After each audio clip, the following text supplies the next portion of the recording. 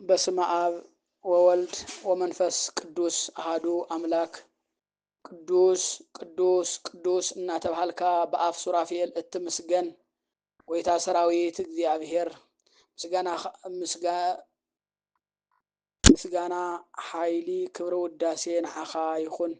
በስም ክርስቶስ ክርስቲያን በስመ ወልድነት ወልደ እግዚአብሔር እናተባልኩም እትጽውዑ ምእመናን ወምእመናት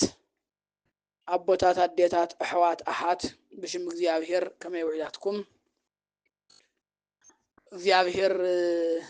ካብ ንፈርሖ ኩሉ እንሓለወ እስካዕ ዝሓይ ዘለና ያ ሰዓት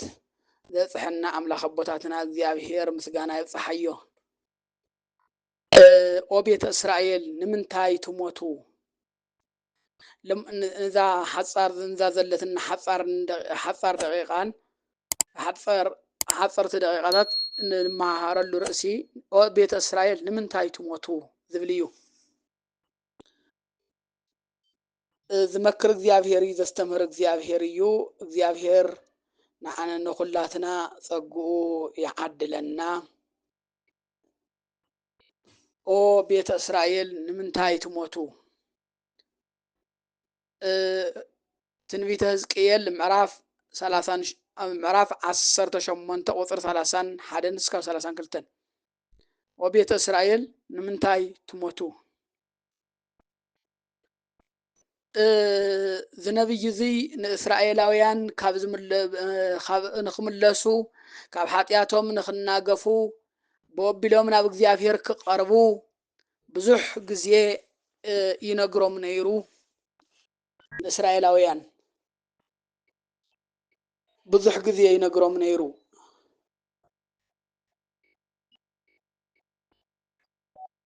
ይኹን ደኣ እምበር ንዚ ቃል እዚ እውን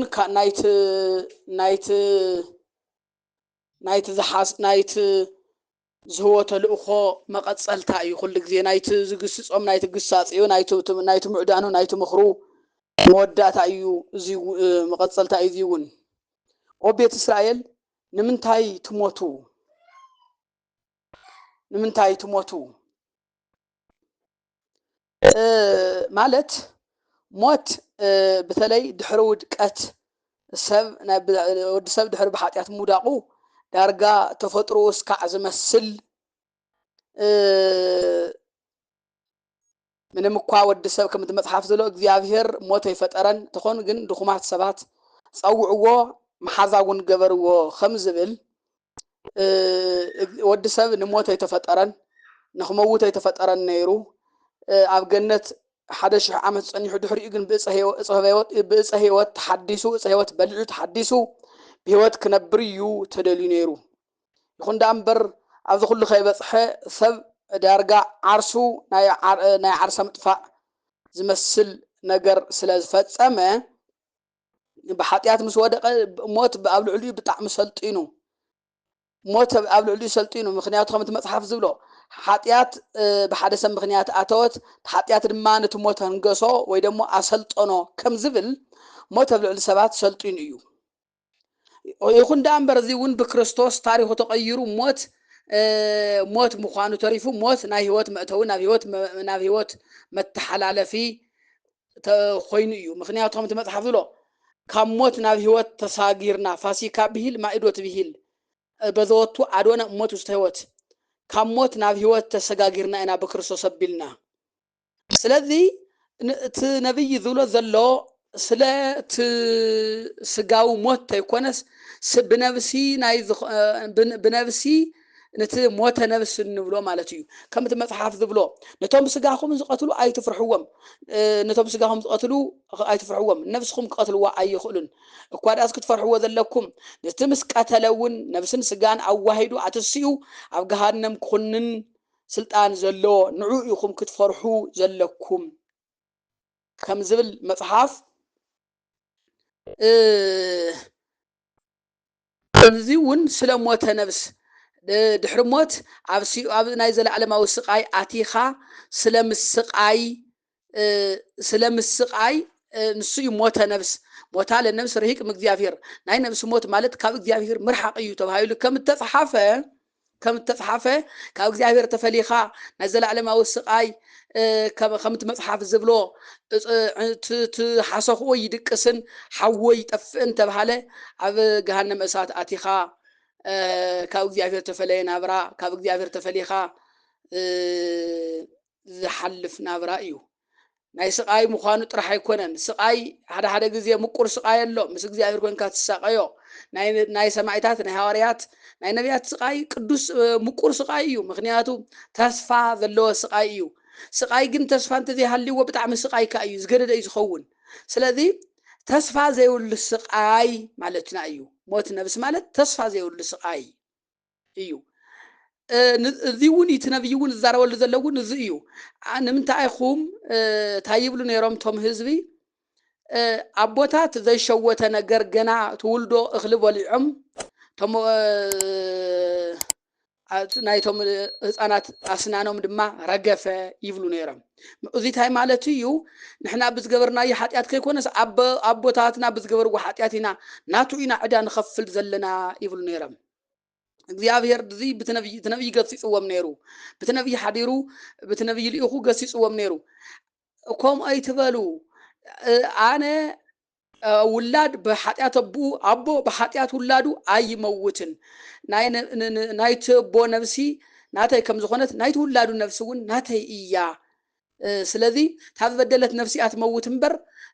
ማንም ናይ ሓደ አይኸፍልን ሓደ ናይ ሓደ ኩሉ ሸኽሙ ይሽከም ተባሂሉ ከም ተጻሐፈ ኩሉ ሸኽሙ ይሽከም ተባሂሉ ከም ተጻሐፈ ኩሉኹም ንስኻትኩም ናይ ባዕልኹም ሸኽም ኢኹም ትሽከም ኣለኹም እምበር ተሸከምኩም ልሰብ የለን ናይ ማንም ኃጢአት ትሸከምኩምን ናይ ባዕልኹም ኃጢአት ፍዳይ ዝኸድረኹ ዘለኹም ኢሉ ገሲጽዎም ነይሩ እዚ ልሕልፍ ኢሉ አነ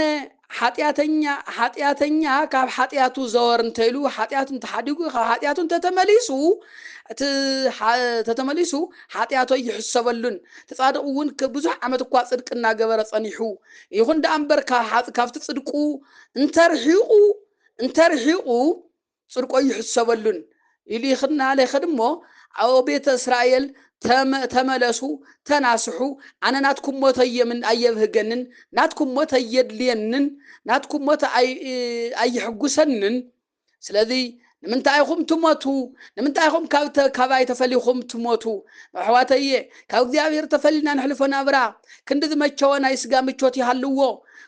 ኩሉ ምንም ነገር ተዘማልእሉ ምንም ዓይነት ኩሉ ነገር ተማልእሉ እኳ ተባሃለ ብሓቂ ካብ እግዚአብሔር ተፈሊና ንሕልፎ ህይወት ብሓቂ ሞት እዩ ካብ እግዚአብሔር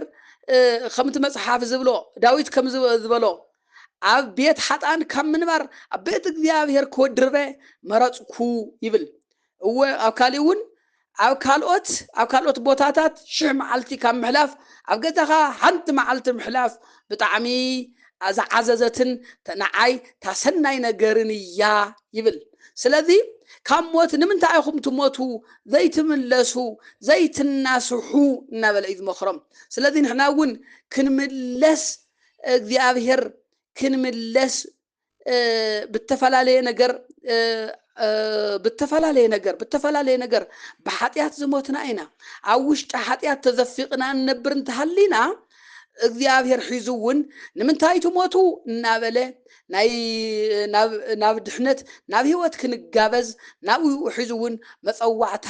ይቀርበልና ኣሎ ንሕና ሒዝት መጸዋዕታ እሺ ደንብልስ እምቢ እዩ ትመልሱ እዩ ስለ ንስሓ እቲ ዋና ትምህርቱ ስለ ንስሓ እዩ ደቂ ሰባት ንስሓ ናይ ክርስትና ህይወት እዩ ናይ ዘውትር ናይ ኩሉ ግዜ ልምምድ እዩ ኾን ዘሎ ንስሓ ማለት ኩሉ ግዜ ሰብ ክለማመዶ ዘለዎ እዩ ሓደ ሰብ ዝነገረኒ ንሕና በብመዓልቱ ኢና ኣብ ስድራና በብመዓልቱ ኢና ንስሓ እናሳሕ ምክንያቱ አነ እከለ እንታይ በዲለካ ነይረ ስኽንት ኩላትና እዚ በዲልካን እዚ ተጋኹም ዚልካ ኩቅይምካኒ አነ እውን ዚልኩም ዝለቅይመካ ነይረ እናተባሃልና ንስሓ ናይ ኩሉ ግዜ ልምምድና እዩ ዝበለኒ ሰብ ነይሩ ስለዚ ናይ ክርስቲያንና ህይወትና ልምምድ ይኾን ዝግባእ ንስሓ ምክንያቱ ቅድሚ ምእማኖም እውን ደቂ ሰባት ንስሓ እተው እዮም ተባሂሎም ምክንያቱ ንስሓ ክልተ ግዜ እዩ ዝኸውን ክልተ ቅድሚ ምእማን እውን ካብቲ ዝነበሮ ህይወት ፀሊኡ ንሰይጣንን ግዝኣቱን ብምሉእ ረጊሙ እዩ ዝኣቱ ምክንያቱ ክንጥመቕ ዘለና ዝብል ኣብ ቅድሚ ኣብዛ ክንጥመቕ ተለና እኮ ኣብዛ ቅድሚ ቤተክርስትያን ኮይነ ሰይጣን እኽሕደካ ኣለኹ ኢሉ ሰይጣን ረጊሙ እዩ ዝኣቱ ዘሎ ኣብ እምነት ምስ ኣተወ ኣብቲ ሕብረት ምስ ኣተወ እውን ኣብቲ ሕብረት ምስ ኣተወ እውን ንሱ እዩ ኣብቲ ሕብረት ምስ ኣተወ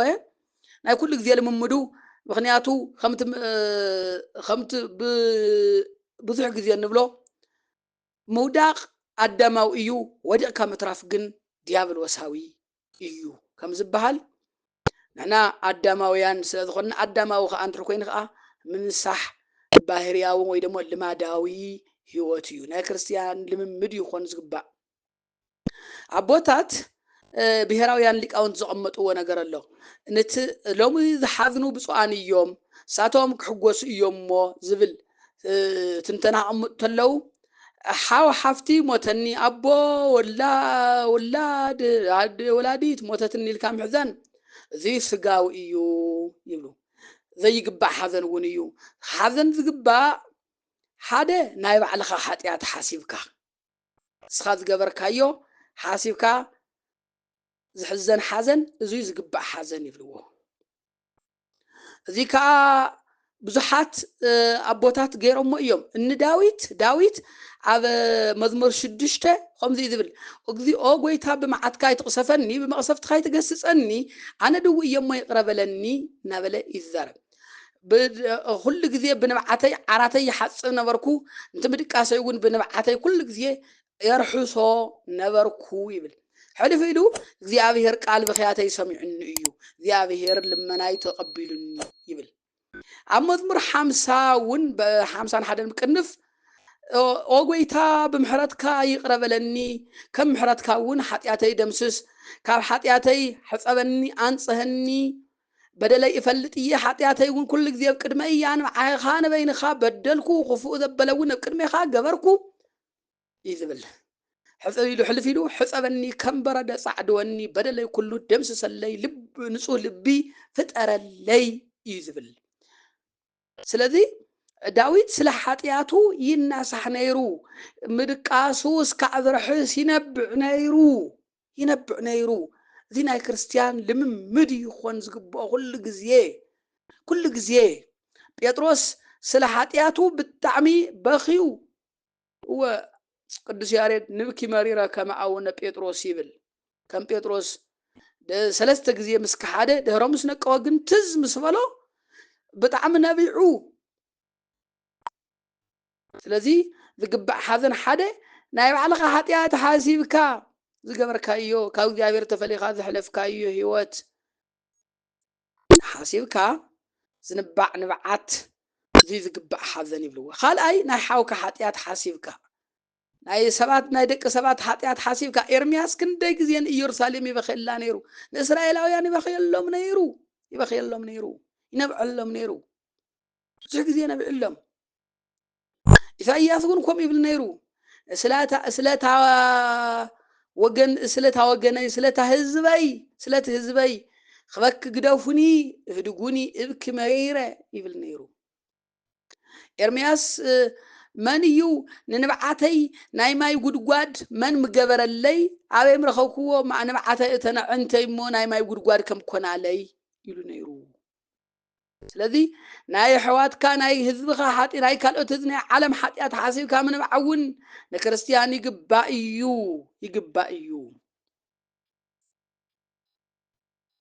ክርስቶስ እውን ገይርዎ ስለ ንኢየሩሳሌም ሉቃስ 19:38 ተሃገር ኢየሱስ ክርስቶስ ሆሳዕና ናብ ኢየሩሳሌም ከኣቱ ተሎ ተሃገር ንዑ ንምቕባል ዝግጁት ስለ ዘይነበረት ከምዚ ኢሉ በኺዩላ ከምዚ ኢሉ ሓዘነላ ጽዮን ተትፈልጥ ነርክ ሰላም ክሎም እዩ ነይሩ ተትፈልጥ ነርክ ክሎም እዩ ሰላም ክነይሩ መዓልቲ ምሕረት ክሎም እዩ ነይሩ እንተኾነ ግን ካብ ዓይን ከተሰወረ ኣሕዋተይ መዓልቲ ምሕረትና ካብ ዓይንና ከይስወር እግዚኣብሔር ይሓግዘና ስለዚ ንምንታይ ትሞቱ ንምንታይ ስኢልኩም ትሞቱ ንምንታይ ኢኹም ብንስሓ ህይወት ዘይትረኽቡ ይብል ነይሩ يبل نيرو يلوم من تأخذ بهوت بين السحي وزيت نبرو حواتي لما يقول كو بزحيو عالم بزحيو عالم بالتفعل عليه نجري موت الله بسقو يموت الله بنفسه خابق زي تفعلي يموت الله سلذي حيث قال ذي ون نعنا ون لم يسرح قالي أو بيت إسرائيل نمنتايهم تموتوا نمنتايهم كواي تفعليهم تموتوا خمت مصحف زبلو أنا قند وين إيه تخالي أبو إيو عبل علي نسخاتكم دما تبل علي نسخاتكم أنا قند وين إيه نسخاتكم ما أنا فريهم كم زبلا تنايت وين أنفر كافت قند دهر تفلي هيوات كم زي بلو خلو أنا وين كاوزي هير تفلينا أنا نبرو أن هيوات ترفيه بلون درقيو ناي منفساو درقاتيو ناي مدربدا هيواتيو ناي منفساو درقي منفساو درقي ገጥመናል ማለት እዩ ተወይኒ خفر እንተ ኮይኑ ካፍቲ ጉንዱ ትጨናፍር ካፍቲ ጉንዱ ክፍል ይውልን እና ጉን ጨናፍር እንደር ኮይና ክርስቶስ ማጎይ ጉንዱና እንደር ኮይኑ ካኡ ክንፍለ አይግበእናን ክንፍለ አይግበእናን ለማ አንተ መዝሙር ክርስቶስ ሰርዓ ሰንበተ ክርስቶስ ሰንበት ሰርዐ ናበለ ጸረፍተ ሃበና ኩልና ምንታን ክንሕጎስ ዕምበባታት ጉንዱ ወይኒ ፈራየ ይዝብል ወህይወትና ናይ ፍሬ ክኸውን ይግባእ ናይ ህይወት ምክንያቱ ንምንታይ ትሞቱ حتى ينحنا استخونا ንምንታይ ንሞት ክንዲ ከምቲ ጴጥሮስ ዝበሎ ንሳትኩም ከኻባይ ተፈሊኹም ክትከዶ ትደልዩ ዘለኹም ሰላም ታይልዎ ነይሩ ኦ ጎይታ ካባኻና መንኸድ ቃል ህይወት ምሳኻና ሃለወ ካባኻና መንኸድ حتى ናመን ከሚኽየድ ናመን ክንከዲና እንደሊ አይን አበይ ህይወና ህይወት ቃለልዩ አበይ ህይወተልዩ ህይወት ካመይና ክንረክብ ደሊና ናመይና ክንከይድ ንደሊ ስለዚህ ከምቲ መጽሐፍ ዝብሎ ንሞት ይትፍርሕዎ ንኃጢአት ፍርሕዋ ምክንያቱ ሞት ከም ዘልኩም ና ህይወት በር እዩ ናብ ህይወት መእተው እዩ ኮይኑ ኃጢአት ግን የፍርሕ እዩ ምክንያቱ ናይ ነብስ ሞት እሱን ከም ዘልኩም ተስፋ ዘይብሉ ስቃይ ስለ ዘስዕብ ስለዚህ ከምቲ መጽሐፍ ዝብሎ ልብኹም ቃል ድምጹን ተሰማዕኹም ልብኹም አይተትሩሩ እዩ ዝብል እሞ ልብኹም አይተትሩሩ እዩ ዝብል እሞ ልብና ብዘይ ምትራር ሎሚ ናብ እግዚአብሔር ክንቀርብ ይግባእ